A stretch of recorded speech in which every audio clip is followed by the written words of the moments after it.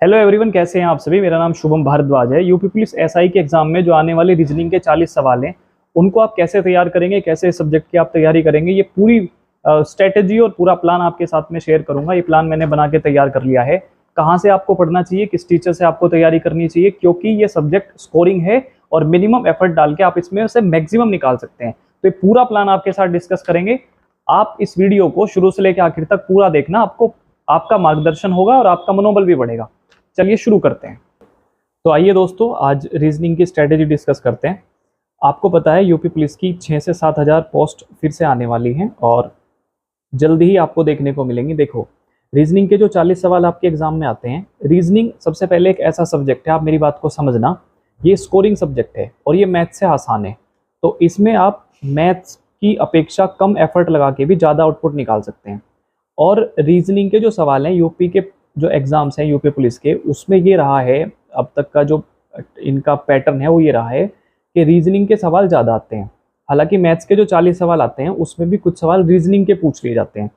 तो मैथ्स के तो आपके पेपर में लगभग 30 सवाल ही आएंगे, जो 10 सवाल एक्स्ट्रा मैथ के सेक्शन में आते हैं वो रीजनिंग के ही पूछ लिए जाते हैं।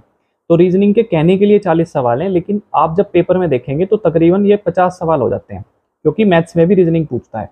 2.5 मार्क्स का एक क्वेश्चन है, तो 100 मार्क्स का पूरा आपका ये सेक्शन है रीजनिंग का। आसान है, स्कोरिंग है, इसमें आप मैथ की तरह कम मेहनत करेंगे तो स्कोर ज़्यादा होगा। मैंने लिखा है इजी एंड स्कोरिंग सब्जेक्ट है।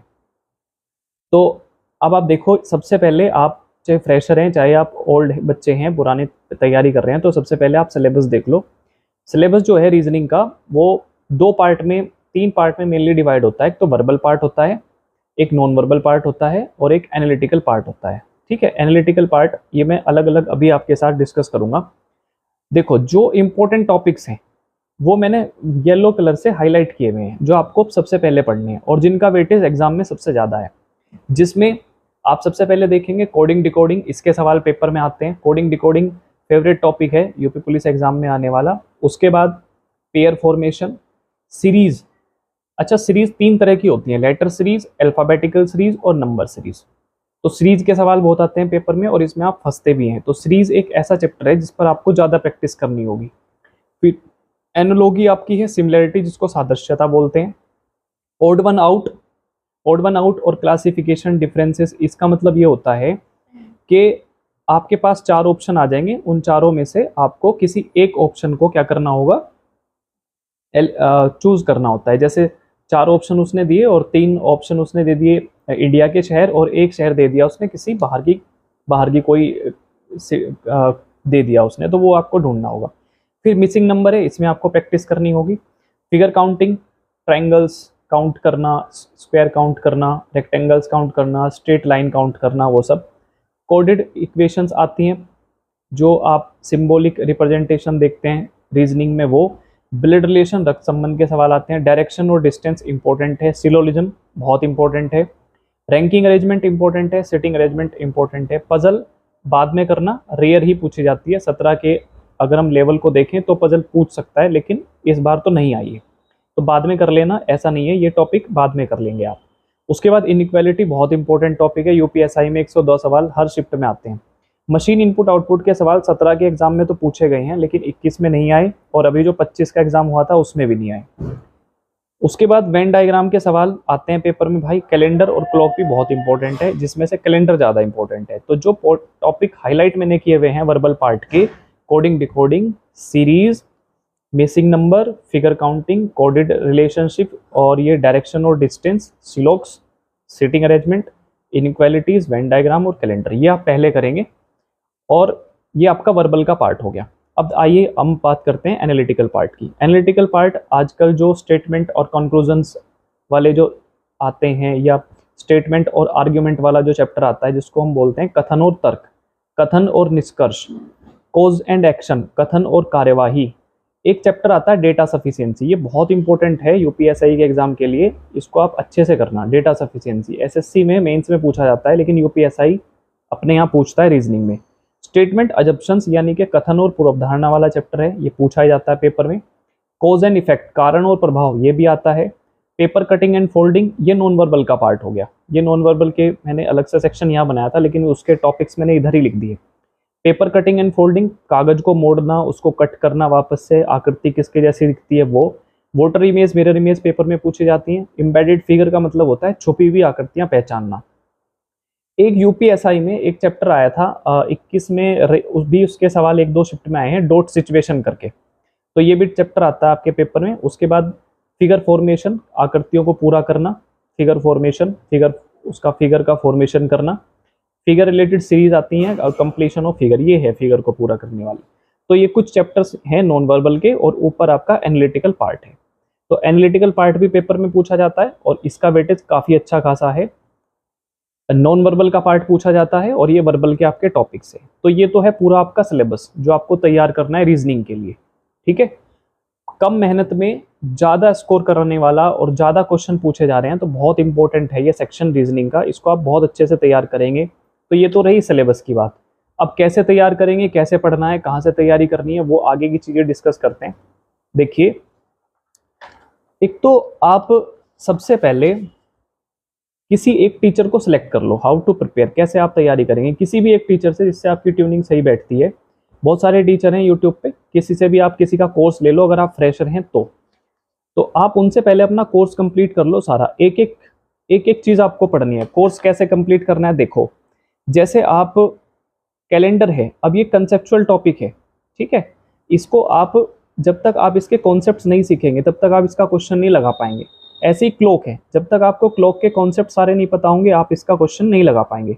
इनइक्वालिटी टॉपिक है, आपको जब तक इसके कॉन्सेप्ट नहीं पता होंगे नहीं लगा पाएंगे क्वेश्चन।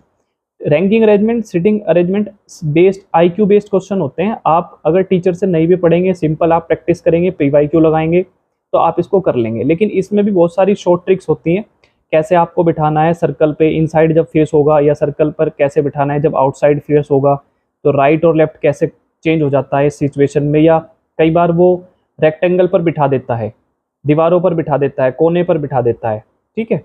तो ये सब कॉन्सेप्ट आपको सीखने के लिए टीचर आपको अच्छे से बता देंगे, है ना। तो इसमें भी जरूरत पड़ती है। सिलोक्स एक ऐसा चैप्टर है, इसमें बहुत सारे कॉन्सेप्ट हैं, बहुत अच्छे से सीखना पड़ेगा आपको। इसमें डायरेक्शन और डिस्टेंस वाला ये एक ऐसा टॉपिक है, इसमें भी बहुत सारी शॉर्ट ट्रिक्स बन गई हैं और शॉर्ट ट्रिक्स से चीज़ें आसान हो गई हैं। तो टीचर से पढ़ने से फ़ायदा ये होगा कि आप सारी शॉर्ट ट्रिक्स सीख लेंगे और आपको समझ में आ जाएगी। जब आप क्वेश्चन में लगाएंगे, इंप्लीमेंट करेंगे तो आपको कोई दिक्कत नहीं होगी। तो भाई आपको कोर्स लेना ज़रूरी है। सबसे पहले कोई एक टीचर सेलेक्ट कर लो। इसके लिए कोई अलग से बहुत बड़ी कॉपी नहीं बनानी आपको, कि आपको इसके शॉर्ट नोट्स बनाने हैं। कोई छोटी सी पतली सी कॉपी बनाओ 100-125 पेज की, और जो चैप्टर्स नोट्स बनाने वाले हैं, जैसे कैलेंडर है, क्लॉक है, कोडेड इनइक्वालिटी है, सिलोजिज्म है, तो उनके आप नोट्स बना लो दोस्त। बाकी जो चैप्टर प्रैक्टिस करने वाले हैं, जैसे सीरीज़ है, एनालॉगी है, मिसिंग नंबर है, ऑड वन आउट है, फिगर काउंटिंग है, तो ये ज़्यादा प्रैक्टिस करने वाले हैं, तो इनको आप ज़्यादा से ज़्यादा प्रैक्टिस करेंगे। कोडिंग डिकोडिंग में बहुत सारे टाइप बनते हैं, तो वो टीचर ही बता पाएगा आपको। तो सबसे पहले किसी एक टीचर से पूरा सिलेबस पढ़ेंगे, ठीक है, और ज़्यादा से ज़्यादा प्रैक्टिस करेंगे। तो सबसे पहले आपको अपना सिलेबस कंप्लीट करना है। Each and every topic, each and every point, reasoning का किसी भी चैप्टर का कोई भी हो, वो सब आपको सबसे पहले आपको अपना सिलेबस कंप्लीट करना है। शॉर्ट नोट्स बनाने हैं, कहीं आप कोई चीज़ भूल रहे हैं, किसी चीज़ का कोड भूल रहे हैं, तो बार बार उसको रिवाइज करना है, ठीक। उसके बाद किसी एक ही रिसोर्सेज से पढ़ना, किसी एक ही टीचर से पढ़ना जिसका भी आपको समझ में आए। पीवाईक्यू बहुत ज़रूरी है। हर चैप्टर पूरा करने के बाद आपको यूपीएसआई के भी पीवाईक्यू लगाने हैं, साथ साथ आप एसएससी के भी पीवाईक्यू लगा लेंगे। जैसे कैलेंडर आपने चैप्टर पढ़ा, तो कैलेंडर जब आप पढ़ेंगे तो उसमें कैलेंडर पूरा करने के बाद या क्लॉक पूरा करने के बाद आप पीवाईक्यू जरूर लगाना। उससे आपको ये आइडिया हो जाएगा कि सवाल पेपर में किस पैटर्न के पूछे जाते हैं। उसके बाद ये मैंने लिखा है पीवाईक्यू लगाने हैं यूपीएसआई के। यूथ पब्लिकेशन की आप बुक अगर आपके पास है तो वेल एंड गुड, नहीं है तो इसी से ले लेना इसको और इसी से ही लगाना। उसके बाद अब देखो इम्पोर्टेंट क्या है। अब आपने चैप्टर पढ़ा टीचर से, पूरा आपका पूरा हो गया चैप्टर। अब चैप्टर पूरा होने के बाद, जैसे आपने कोडेड इनइक्वालिटी पढ़ा, चैप्टर पूरा हुआ। अब आप चैप्टर पूरा होने के बाद 2-3 बार उसके कंसेप्ट को रिवाइज करने के बाद आप सेक्शनल टेस्ट लगाओ। टेक्स्ट बुक पे आपको बहुत सारे सेक्शनल टेस्ट मिल जाएंगे, आप सेक्शनल टेस्ट लगाना। ईच मतलब जो भी आपने टॉपिक पढ़ा है उसके सारे सेक्शनल टेस्ट आप लगाओ, जितने भी उस एप्लीकेशन पर पढ़े गए। देन कोई क्वेश्चन नहीं बन रहा तो उसको एनालाइज करो। रीजनिंग को तैयार करने की यही एक स्ट्रेटजी है। कंप्लीट करो अपना सिलेबस, अपने टीचर से सारे कॉन्सेप्ट्स पढ़ो, उसके बाद पीवाईक्यू करो। पीवाईक्यू करने के बाद फिर आप आओ अपने सेक्शनल टेस्ट पे। सेक्शनल टेस्ट जरूरी है, इससे आपको एक्यूरेसी भी आएगी, क्वेश्चन कैसे बनते हैं, कैसे पूछता है, क्या पैटर्न होता है वो भी समझ में आएगा आपको, और जब आप इसको करेंगे तो आपका कॉन्फिडेंस लेवल भी बढ़ेगा। दूसरा क्या होता है, जब आप सेक्शनल टेस्ट लगाएंगे ना तो आपके कंसेप्ट रिवाइज होते रहेंगे सारे, तो बार बार आपको रिवाइज भी नहीं करना पड़ेगा। खूब सारी प्रैक्टिस करनी है, कोई भी एक प्रैक्टिस बुक ले लेंगे, है ना, PYQ तो लेना ही है, साथ में चैप्टर वाइज कोई प्रैक्टिस बुक ले लेंगे, उससे बहुत सारी प्रैक्टिस करेंगे। और ज़्यादा ज़्यादा प्रैक्टिस किसकी करनी है, सीरीज़ की। देखो सीरीज़ के पैटर्न बहुत सारे होते हैं, जितनी ज़्यादा आप प्रैक्टिस करोगे सीरीज़ की उतनी ही ज़्यादा क्लियरिटी आएगी आपको। मिसिंग नंबर प्रैक्टिस पर बेस्ड टॉपिक है, इनपुट आउटपुट ये इंपॉर्टेंट है, मैंने इसलिए लिखा है, पहले पूछा गया है 17 में और अब फिर से पूछा जा सकता है, इस बार तो नहीं पूछा गया लेकिन छोड़ नहीं सकते आप। डेटा सफिशिएंसी कंसेप्चुअल टॉपिक है, अगर आपने नहीं पढ़ा तो पढ़ना पड़ेगा। नॉन वर्बल रीजनिंग के सारे टॉपिक्स प्रैक्टिस बेस्ड हैं, आप जितनी प्रैक्टिस करेंगे उतना आपको समझ में आएगा। और एनालिटिकल रीजनिंग ये बहुत इंपॉर्टेंट है भाई, ये जो एनालिटिकल रीजनिंग के टॉपिक्स हैं ये बहुत इंपॉर्टेंट है, ये तो आपको पढ़ने ही पड़ेंगे, इनके कॉन्सेप्ट्स भी होते हैं और इनको पेपर में टैकल करने का तरीका भी होता है, वो जब आप टीचर से पढ़ेंगे तो टीचर ही आपको बताएंगे। एनालिटिकल रीजनिंग का जो पार्ट है वो करियरविल के जो पीयूष वर्सने सर हैं वो उनसे कर सकते हैं आप, उन्होंने बहुत अच्छे से कराया हुआ है, बहुत अच्छे से उन्होंने ये समझाया हुआ है पूरा पार्ट, तो ये आता है, इसको इग्नोर नहीं करेंगे क्योंकि ये पेपर में बहुत सवाल आते हैं इसके।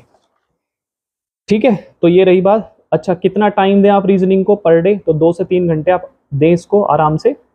पहले आप मैथ्स पढ़ लें, मैथ्स पढ़ने के बाद आप कोई हिंदी पढ़ लें या GS का कोई टॉपिक पढ़ लें। शाम को जब आप थक जाएं या शाम को जब आप हो मूड में, आपके पास टाइम हो, तब आप शाम के टाइम 2 से 3 घंटे रीजनिंग को देंगे।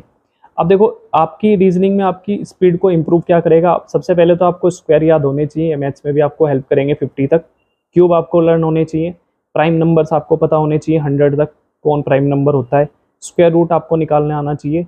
वीक चैप्टर्स को बार बार रिवाइज करना है, जितने भी वीक चैप्टर्स हैं वो आपको बार बार रिवाइज करने, जिन पर आप फंस रहे हैं या आपका टाइम जा रहा है, जिस पर आपका टाइम ज़्यादा लग रहा है, इसका मतलब वो आपका वीक चैप्टर है, उसको आप बार बार रिवाइज करेंगे, एक बार नहीं, 2 बार, 3 बार, 4 बार, तब आपकी इसमें एक्यूरेसी आएगी, प्रैक्टिस करेंगे तो भी एक्यूरेसी आएगी।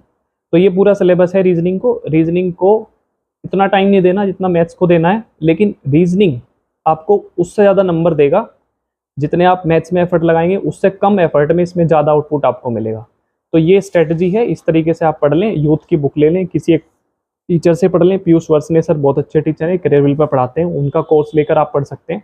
तो ये पूरी स्ट्रेटजी है।